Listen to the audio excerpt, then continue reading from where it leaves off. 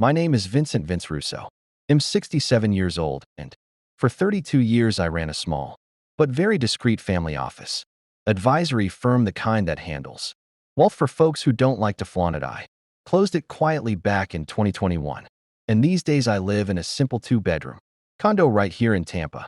I drive a 2012 Camry that's seen better days, but gets me where I need to go, and I wear polo shirts I pick up from Costco. Nothing fancy, just comfortable. That's how I like it, understated. Reliable, but hey, race the thing. Most people, including my own family, have no idea about the life I've built behind the scenes. My nephew Anthony, he's like a son to me. I practically raised him after his parents passed away in a car accident when he was just a kid. I was there for every little league game, every school play, every late night talk when he needed guidance. He grew up thinking I was just a modest guy scraping by on savings and a pension, but the truth is I've been the quiet force keeping things afloat for years now.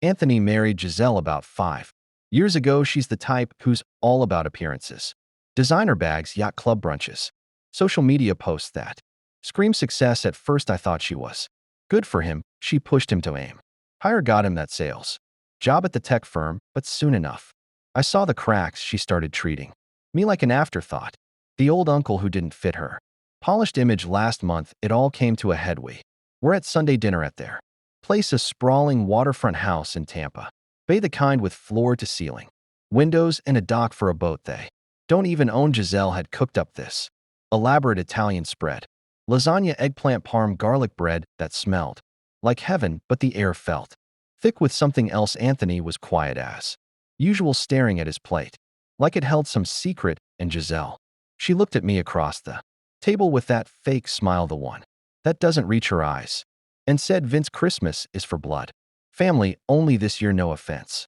Her words hung there like a bad smell, no offense, as if that made it sting any less. I could feel my chest tighten, but I kept my face neutral. Years in the advisory business taught me to never show your hand too early. Anthony didn't say a word, just poked at his lasagna with his fork like a guilty kid. I nodded, said I understood, wished them a good holiday, and left. Drove back to my condo in the Camry, the engine humming steady as always, but inside I was calm, cold calm, the kind that comes from knowing you hold all the cards. See, what they never knew, what Anthony thinks is his good fortune, his investments paying off every quarter like clockwork. It's all me. I still control the family limited partnership, the one set up after his parents died. It owns everything, the $2.9 million house they live in, the yacht club membership that Giselle loves to brag about, the brokerage accounts that spit out cash for their vacations and remodels. Anthony signed the papers years ago, but he never read the fine print, never realized him the managing general partner, the ghost in the machine, pulling the strings quietly. I've been funding their life because family is family, but that night, driving home with the city lights blurring past, I decided enough was enough. They'd mistaken my kindness for weakness, and it was time to correct that miscalculation. The next day, December 27th, I had my lawyer draft the capital call notice, a standard procedure in partnerships, but this one was pointed. $1.8 million due in 10 business days, or forfeiture of all limited partner interests. It landed in their mailbox like a quiet bomb. Giselle laughed. At first I can picture it, her opening the envelope in their marble kitchen, sipping her morning latte, thinking it was some mistake, but then she saw the signature block, Vincent J. Russo, managing general partner. Her laughter died right there. Anthony didn't call me that day or the next. He probably paced the house arguing with her, trying to figure out how to scrape together money they didn't have. But on New Year's Day at 2 a.m. my phone rang. I was up anyway, couldn't sleep much these days. He showed up at my condo drunk, terrified, reeking of bourbon and regret. I let him and didn't say a word at first, just made coffee, strong black, the way he likes it. We sat at my small kitchen table, the one with the scratches from years of use, and I pulled out the partnership agreement, the original one with his signature on it. He stared at it like it was a ghost, his hands shaking as he flipped through the pages. I didn't yell, didn't gloat, just explained calmly how I'd been the one keeping the lights on all these years, how the house, the club, the accounts, it was all through the partnership, and now the call was due. He cried then like he was 10 Years old again, big heaving sobs that shook his shoulders. Uncle Vince he kept saying I'm so sorry. Giselle had pushed him too far, turned him into someone who forgot where he came from. But in that moment, I saw the boy I raised, the one who needed guidance, not punishment. Giselle filed for divorce. 2 weeks later, couldn't handle the fallout, the humiliation of it all. Anthony moved into my spare bedroom, the one with the view of Tampa Bay. We're working on a repayment plan now. Slow fare, no shortcuts. He's learning about compound interest the hard way, how one bad decision can snowball, but also how steady effort can turn things around. He calls me Uncle Vince now, instead of the old guy. There's respect in his voice, a lesson learned, and every evening we sit on the balcony, watch the sun dip into the bay, turning the water gold and orange. And we talk about the things that actually matter: family, loyalty, the real kind, not the showy stuff. Turns out blood is thicker than arrogance, but paper trails, they're thicker than both. If you've ever had to draw a hard line with family who mistook your kindness for weakness, hit that like button and subscribe for more stories like this. You want to miss what's coming next? Now, let's dive deeper into how it all unfolded. It started back when Anthony was just a kid. His parents, my brother and sister-in-law, died in that awful car crash on I-75. He was 8. I stepped in, no questions asked. Moved him into my place. Back then it was a bigger house, but still modest. I worked long hours at the firm, but made time for him. Taught him to tie a tie, how to shake hands firm, how to look people in the eye. He grew up strong, smart, got into college on a partial scholarship, worked his way through, but after graduation, he met Giselle at some networking event. She was all flash marketing consultant with a Instagram full of luxury trips and motivational quotes. She saw potential in him, not the kind I saw, the kind that could be molded into her idea of success. They got married quick too. Quick if you ask me, and soon she was pushing for the big house, the one on the water. Said it was for entertaining clients, building their brand. Anthony went along with it, always the pleaser, but he didn't have the cash. That's where the partnership came in. ID set it up years earlier to protect the family assets after the accident, funneled money from the firm into it quietly, building it up. Anthony thought it was just some old inheritance kicking off dividends, but it was me directing the flows, every quarter covering the gaps. When their spending got out of hand, Giselle never like me thought I was holding him back with my simple ways. She'd make little comments at dinners. Oh, Vince, you should upgrade that Camry. It doesn't scream success. Or why don't you join the yacht club? We'd love to have you, but her eyes said otherwise. She wanted me out of the picture, a relic from a less glamorous past. And Anthony, he let it happen. Small things at first, skipping our weekly calls, forgetting birthdays.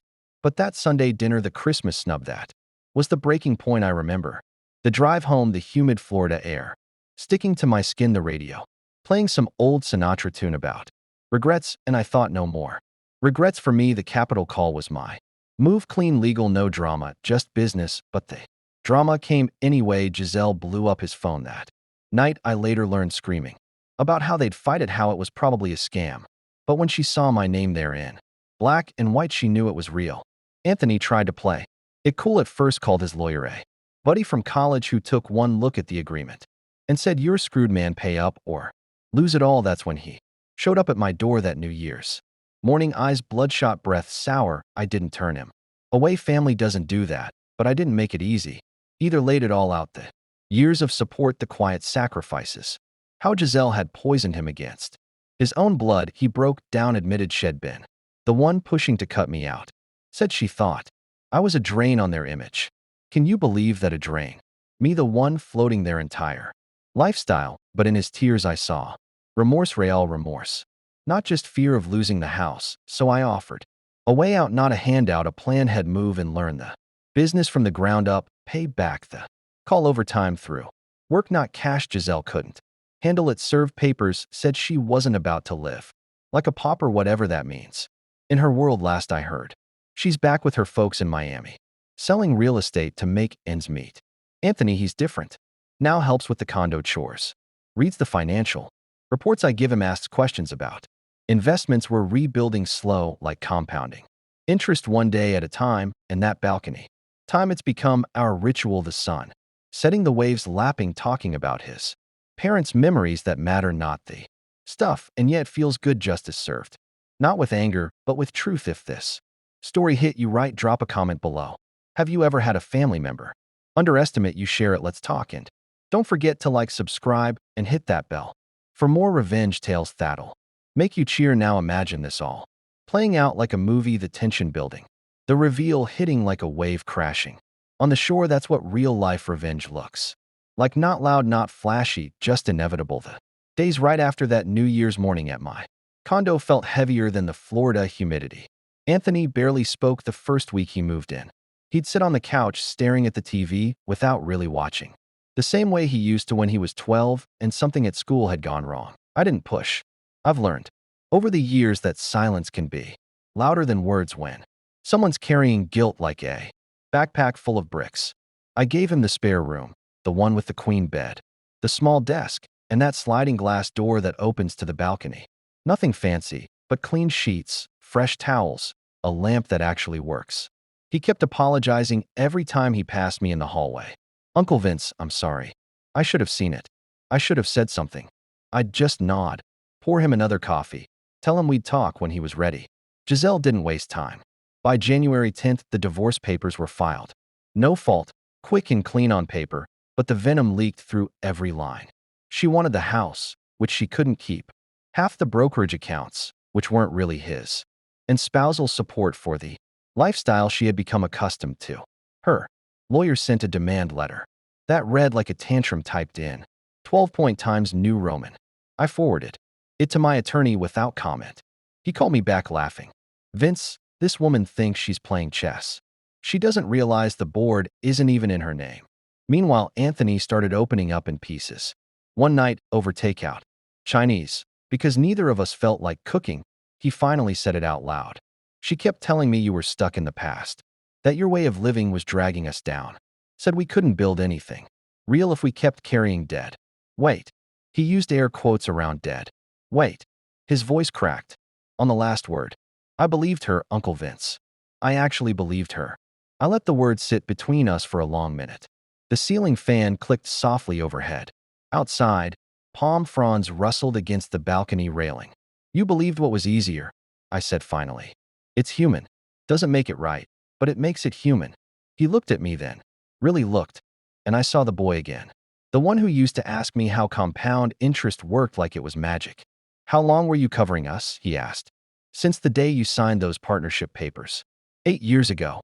You were 24. Thought you were signing some boring family trust thing so you'd have something to fall back on if life got hard." He laughed, but it was a broken sound. Life did get hard. I just didn't realize I was the one making it hard. We didn't talk much more that night. But the next morning he was up before me, first time in years. Made coffee. Strong. Black, the way I like it. Small gesture. Big meaning. The capital call deadline came and went. No payment. No miracle wire transfer from some mystery investor Giselle swore she could find. On January 15th, my attorney filed the notice of forfeiture. Standard procedure. The limited partner interests, Anthony's entire stake, reverted to the managing general partner. That's me. Giselle showed up at the condo 3 days later, unannounced, banging on the door like she owned the place. I opened it wearing my usual Costco polo and khakis.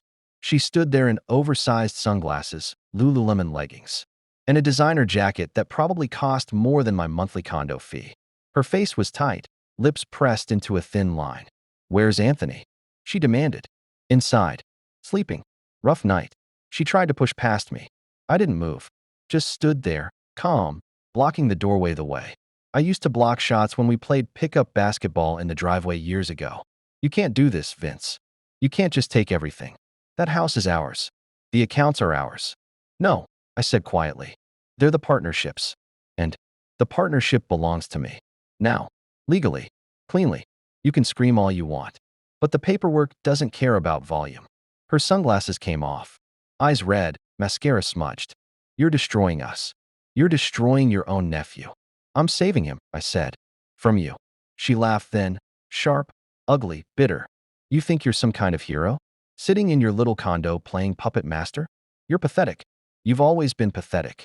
Anthony appeared behind me then. Hair messy, eyes tired, but standing straight. "Giselle," he said, voice low. Steady. Go. She spun on him. You're seriously taking his side? After everything? After I gave you a life? A real life? You gave me debt dressed up as a lifestyle, he said. And you gave him nothing but disrespect. Get out. She stared at him like she'd never seen him before. Then she looked at me. For the first time maybe ever, she really looked. No smirk. No eye roll. Just raw calculation. She must have seen something final in my face because she turned without another word. Heels clicking down the hallway like gunshots fading into the distance. Anthony closed the door, leaned against it, exhaled like he'd been holding his breath for years. That felt awful, he whispered. I know, I said, but it was necessary. We didn't celebrate. There was nothing to celebrate. Just two men who'd lost something and were trying to find a way to rebuild what mattered. The house went on the market in February. Sold in 3 weeks. Cash buyer. No contingencies. The proceeds went straight into the partnership accounts. Anthony watched the listing photos scroll by on Zillow one night. The staged living room. The infinity edge pool. The view he used to wake up to every morning. Feels like looking at someone else's life, he said. It was, I told him.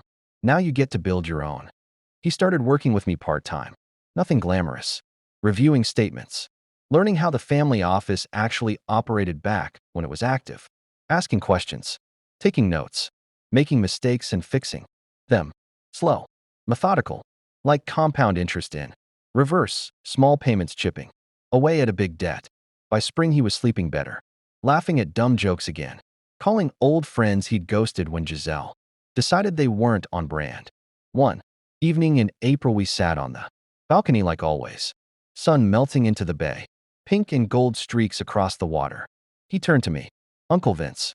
Thank you. I shook my head. Don't thank me.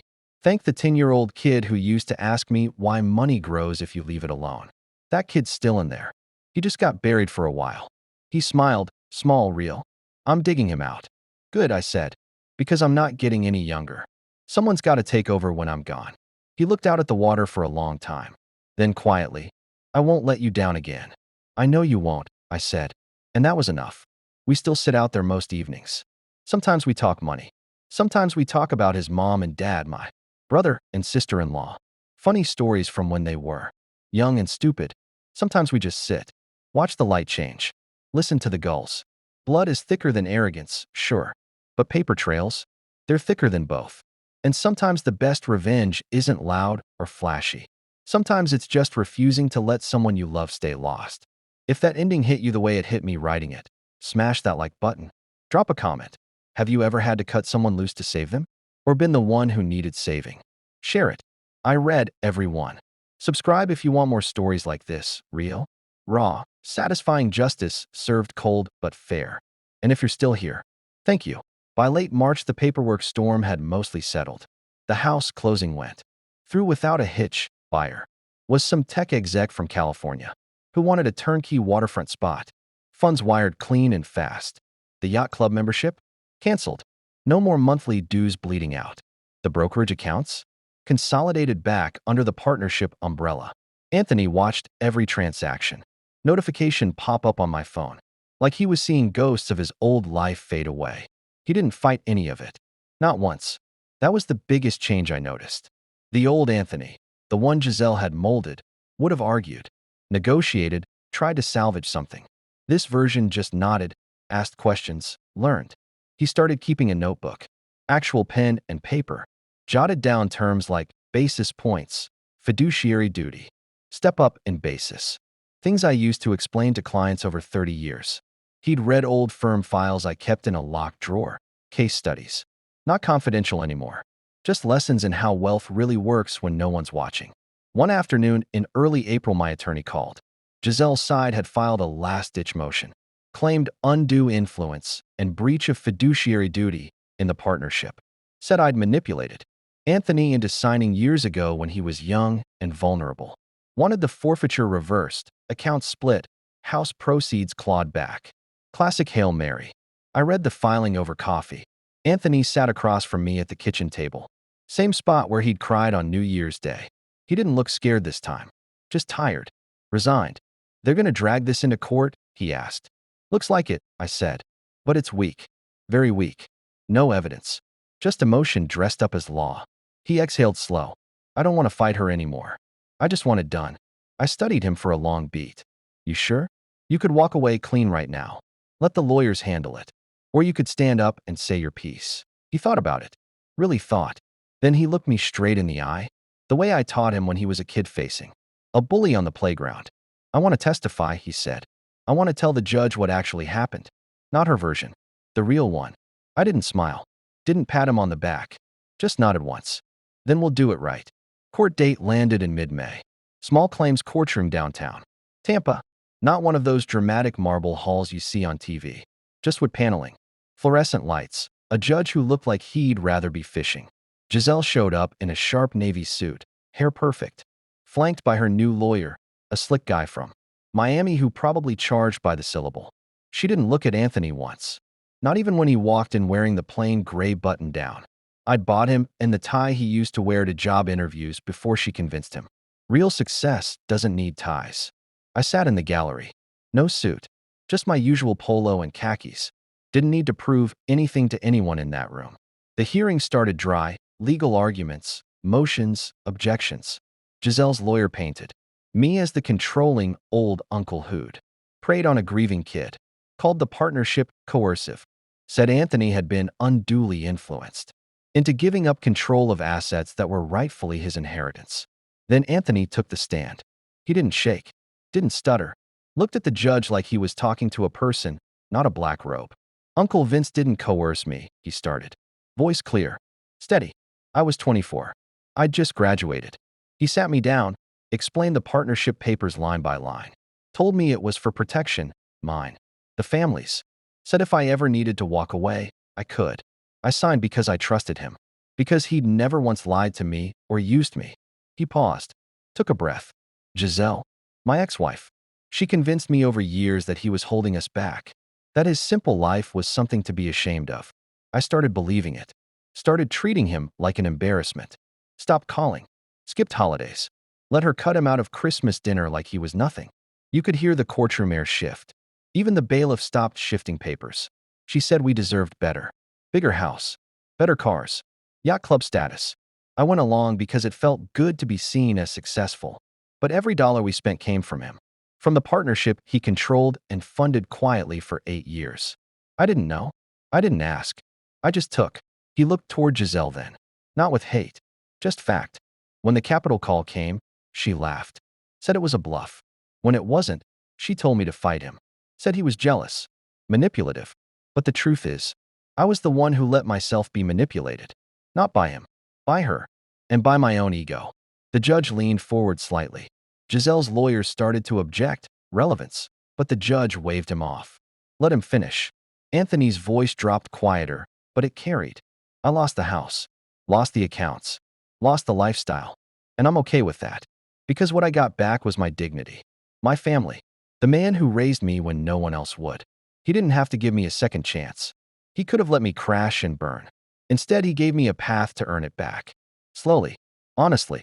He looked at me in the gallery. Eyes wet but clear. I'm not asking the court to undo anything. I'm asking you to see it for what it was. A lesson I needed. A debt I'm repaying. And a man who never once asked for thanks. Silence after that. Thick silence. The judge took a moment. Looked at the filings. Looked at Giselle, who stared straight ahead, jaw tight. Then at Anthony. Motion denied, he said simply. The partnership documents are clear. The forfeiture stands. Case closed. No gavel bang. Just those 3 words. Giselle stood up fast. Chair scraped. She walked out without looking back. Her lawyer followed, muttering about appeals that would never happen. Anthony stepped down from the stand. Walked straight to me. Didn't hug me, not in front of everyone. Just put a hand on my shoulder. Squeezed once. Hard. We drove home in silence most of the way. Tampa traffic humming around us. When we pulled into the condo lot, he finally spoke. I meant every word. I know, I said. That night we sat on the balcony longer than usual. Sun long gone. Stars out over the bay. City lights twinkling like scattered coins. He broke the quiet first. I'm thinking about going back to school. Part-time. Finance. Maybe. CFP certification. Help people the way you did. Quietly. No flash. I nodded slow. Good plan. And when I'm ready, I want to take over the partnership. Not to run it big. Just to keep it going. For the next generation. Whoever that is. I looked at him then. Really looked. Saw the kid who used to beg for piggyback rides. Saw the man who'd finally grown into the weight of his own choices. You've earned the conversation, I said. We'll talk terms when you're certified. He smiled, small, real, relieved. We sat a while longer. Wind off the water cool against our skin. Gulls calling somewhere distant. Revenge, if you can even call it that, wasn't about destruction. It was about clarity. About forcing the truth into the light so people could finally see. Giselle faded from our lives. Last I heard, she moved to Miami, chasing the next shiny thing. Anthony never mentions her name anymore. Doesn't need to. And me? I still wear the Costco polos. Drive the Camry. Live in the same condo. But now there's a second chair on the balcony every evening. And a second cup of coffee in the morning. Blood is thicker than arrogance. Paper trails are thicker than both. And sometimes the sweetest justice is watching someone you love become the person they were always meant to be. That's where the story ends. Not with fireworks. Just with two men, a sunset, and a future that finally feels honest. If this full arc landed with you, if you felt the slow burn, the heartbreak, the quiet win, hit that like button. Comment below. What's the hardest lesson family ever taught you? Or the moment you knew someone had to go for your own peace?